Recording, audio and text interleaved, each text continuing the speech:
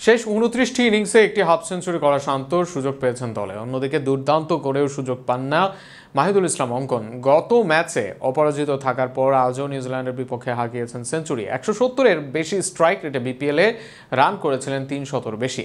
মাহিদুলের দুর্দান্ত ফর্ম আর ধারাবাহিকতা নিয়ে বিস্তারিত থাকছে প্রতিবেদনে।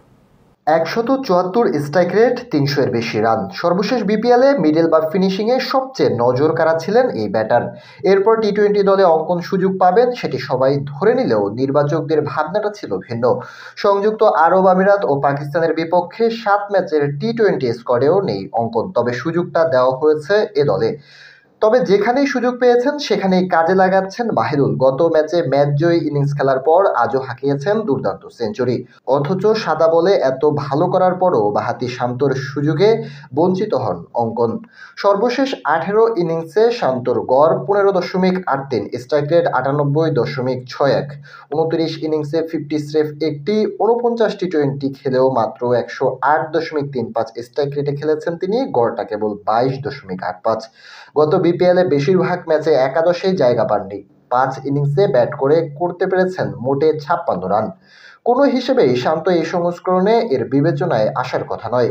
তাকে দলে রাখার ব্যাখ্যায় প্রধান নির্বাচক গাজী আশরাফ হোসেন বলেছেন অভিজ্ঞতার কথা।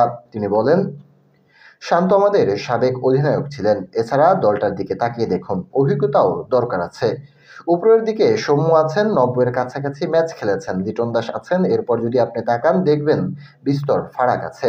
অর্থাৎ দুর্দান্ত ইনফর্ম অঙ্কন হেরে যাচ্ছেন শান্তর অভিজ্ঞতার কাছে, যে অভিজ্ঞতা ব্যর্থতায় ভরা। অথচ অঙ্কন আজও ছিলেন নজর কাড়া।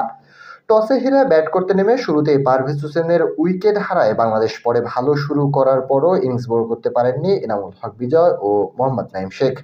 নিজের ভুলে রান আউট হয়ে ফেরেন। ৩৪ বলে ৩৯ রান করা এনামুল। নাঈমের ব্যাট থেকে আসে ৪১ বলে ৪০ রান। ৯৭ রানে ৩ উইকেট পড়ার পর জুটি বাঁধেন মাহিদুল ইসলাম অঙ্কন এবং নুরুল হাসান সোহান। শুরু থেকেই সাবলীল ছিলেন সোহান। প্রথম ২২ রানের মধ্যে ৩টি ৬ হাঁকান তিনি। অন্য প্রান্তে রানের জন্য ভুগতে থাকেন মাহিদুল। পরে ৩ ওভারের মধ্যে ২টি ৬ হাঁকিয়ে চাপ কিছুটা দূর করেন তিনি।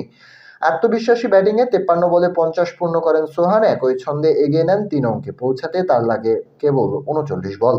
ব্যক্তিগত ৮০ রানে ক্লার্কের বলে তার ক্যাচ ছাড়েন ফোকস। পরে ক্লার্কের বলেই মিড অফে ক্যাচ দিয়ে থামে তার ১১২ রানের ইনিংস। রয়েস হয়ে শুরু করা মাহিদুল ইসলাম 50 করেন ৬৮ বলে। পরে দ্রুতই বলের সঙ্গে রানের ব্যবধান ঘুচিয়ে নেন ২৬ বছর বয়সী ব্যাটসম্যান। পরের ৫০ করতে আর মাত্র ৩৫ বল লাগে তার। ৩ অঙ্ক ছোঁয়ার আগে মাহিদুলও ভাগ্যের সহায়তা পান। জস ক্লার্কসনের বলে ৯১ রানে তার ক্যাচ ছেড়ে দেন জো কার্টার। জীবন পেয়ে আর ঝুঁকি না নিয়ে কাঙ্ক্ষিত মাইলফলক স্পর্শ করেন মাহিদুল।